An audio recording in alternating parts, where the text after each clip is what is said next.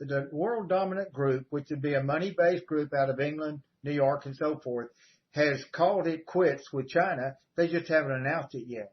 That's what I think. You may well be right there. I mean, I look upon the US and China they're not really similar places to live. They're very different cultures, right. But are, I think, both very much controlled in different ways. Yes, they are. And the spider in the middle of the web with both of those countries is a guy who lives at the Waldorf Astoria Hotel in New York. And his name is Henry Kissinger. Right. And he has lines into both sides here. In fact, one of the things he's done over the years is he's made fantastic amounts of money by brokering deals between China and the US, technology going one way or the other way. And he always makes sure that if a war was to break out between the two, that both of them would be supplied with as much weapons as it takes to make lots and lots of money out of, so that the battle would go on, rather than one side would win quickly. So Henry Kissinger, I think, he's getting on. He's getting very old now, and I think his big old swan song could be a third world war between the two. Now, I realise that there's a lot of sabre rattling goes on, and that something like that, many people would think it's unthinkable. But we're in a scenario now, particularly with the murder of Soleimani, the general over in right. the Iranian general in Iraq, right. where the tensions are palpable. We've got the Israelis bombing Syria now whenever they feel like it. It doesn't even make the news, and killing people, destroying things in northern Syria. So if anything was to break out in the Middle East, I think this is what we're looking at, is that you'd get a scenario where the Russians are already down there. And right. so they would obviously be embroiled pretty much straight away. And they could be, as soon as the Americans come in even further behind the Israelis, the Russians and the Americans fighting, the Chinese will then get involved. And then you've got the two big superpowers. This is a scenario which was set out by Albert Pike all those many years ago. Yes, the Third World War pitting the Muslims against the Christians. Absolutely, and well, actually the Zionists against the Muslims, because you've got the Zionist Jews and the Zionist Christians. Now, I would suggest that neither of those are really being faithful to the love thy neighbour message, or even, the Old Testament 10 Commandments. What they're doing is they are trying to usurp those faiths in order to get them to sort of fight each other, and then to create a real distrust of and even more of a hatred as religion, as well as make actually a lot of money out of a war. And the main purpose, I think, behind all of this is really geopolitical. So it's in order to shift boundaries, resources, and also to grab power, because the big thing that comes out of a war is you get a police state too, so you can totally control your population. We've already seen that happening, haven't we, really, with the lockdowns. I think the most interesting thing about it all is the use of masks. Things like, in the UK we're about to have it so you cannot get on public transport without a mask. You're not allowed to go into a hospital without a mask on. Okay. But of course that will all stop once you've had the vaccine. Right. Even though with the existing vaccines, we don't, one of my friends here that I live with, I was just chatting to her earlier on today. She says, I always have the flu vaccine, but every year I still catch the flu. So, we're being told potentially this is going to be a vaccine that we have to have. Otherwise, we're going to have to go around with a mask on all the time. And that, to me, is the way it's all going to pan out, George. It's going to be done by coercion. So people just get fed up with wearing a mask the whole time and give in and have the vaccine. And I think there will be a vaccine along at some point. Yeah. It's just I don't want to have it personally myself because I don't trust them. I'd much rather have I don't trust vaccines either. I think you could get sicker with a vaccine by taking it than not taking it, I think that, listen, the thing I would do with a vaccine is I would like to have a discussion with my GP, with my general practitioner, sit down, discuss it, and then I will decide for myself whether I want it or not. I'm not going to be coerced into anything. Sometimes I think a vaccine might be the right thing to do, but certainly not to be coerced in this. Well, you could wait a few weeks and let other people take it, and then see if there's a reaction that's real bad. Well, I tell you what, if everyone takes it, then the disease will die out, and then I won't have to.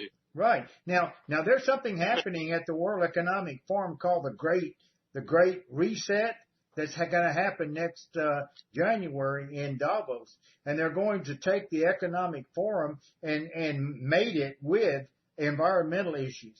That's the latest thing over there. Called the Reset. Yes, it's a long way. future, but this is all Prince Charles, isn't it? Yeah, exactly. He's right in the middle of this. He is. We've got loads going on with him, George. Yeah. I did a show last night about Prince Charles, and it's interesting. Death surrounds him. Of course, he's had two former partners, well, a wife and a former partner who both died in mysterious circumstances, Australian Kanga, and then, of course, much better known is Princess Diana. But he's also had a whole series of deaths up at Highgrove, and at Camilla's house, there was one of their police protection officers that apparently killed himself, although many people say that they didn't think he was the sort of person who would do that. And I mean, this is the problem, is we're looking now at the potential of the Queen retiring at the age of 95. Right. Okay, so that is next April. And what's going to happen then? I mean, there were leaks at the end of last year saying, oh, well, you know what's going to happen. I'll tell you what's going to happen. Is the Prince, she's going to retire, and Prince Charles is going to take over as Prince Regent. You know, this is quite a powerful job, because it means you're above the law. You know, you can't be arrested as a witness. Well, I mean, there are a lot of people who are above the law in reality, George. Like police officers don't ever seem to be properly prosecuted over here, and that same sort of thing happens in the States. I know. Yeah, that happens at times. You know, this opposition. And I personally, I'm not sure that Charles is going to take over, because I think there's quite a lot of feeling in the establishment that because he wants to bring in a kind of a multi-faith, that is to say that he will have something called, it will be called reincarnation rather than resurrection. Really? Ourselves rather than praying to God. You know, so there's going to be a whole load of changes in the faith, because basically he is not a Christian. He's a multi-faith person, and I don't think the establishment really wants that. And so what we might well see is him taking a role on the world stage, like at the World Economic Forum, for example, as you say. Right. And maybe it will skip straight to Prince William. They favor Prince William, don't they? The real powers like Prince William, don't they? Well, I was just reading something today that apparently Prince Charles has got very annoyed with Prince William, and he doesn't let him use his special house up at Balmoral anymore. I mean, he doesn't. He doesn't. Really? A constant drama about his family, because there's so much backstabbing goes on. I mean, you know, to say nothing of Harry and Meghan being spun out of the whole situation by Harry being whisked off to Vancouver and then down to LA, away from the situation, and also, of course, the character assassination of Prince Andrew. And I mean, he's the only person that's really suffered because of the Epstein revelations. But of course, there are hundreds of other people who are rich and powerful who visited Epstein who should be named, but they haven't been named. You have to ask yourself, why not? Well, Andrew was made an example of, and everyone else who went to see Epstein is now nervous, biting their nails, say, I don't want to end up like Andrew. So they're very much behaving themselves. And it was, of course, a blackmail operation he was running. But so this place in Balmoral where... well, that would be the summer retreat for the ultra, well, for the Blue Bloods, right? Huh? But anyway, Charles said that the reason he doesn't like William anymore is because he's not allowed to have as much time as Kate's parents with the two boys, you know, the little ones. Kate's. So this is what this tells me, is that William doesn't really want Charles and Camilla around his kids. That's right. I bet you that's it. That's it. Think about Charles's very close relationship with Jimmy Savile, for example. You can understand be a little bit nervous. You hit the nail on the head there, Tony. He doesn't want him around those children.